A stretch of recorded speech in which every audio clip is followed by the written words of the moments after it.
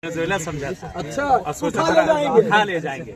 आज ऐसे उठाए गए दुनिया से कि कोई उठाने वाला ही नहीं है। सारी पोल खुल गई है और ऐसी पोल खुली है कि ऐसा खुलेंगे कि उसे भेजना ही मुश्किल हो जाएगा।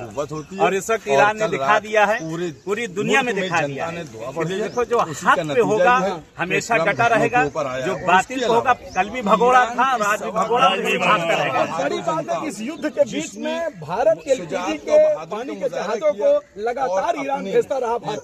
ये भारत की आवाम, ये भारत के लोगों की जो दोस्ती थी और यहाँ से जो भारत के लोग आवाज लगाते रहे ईरान के लिए, इसीलिए ईरान ने वो पुरानी अपनी सभ्यता जो उनकी दोस्ती थी उसको निभाया और कहा मैं आखिर तक भारत के साथ हूँ, भारत के साथ में रहूंगा।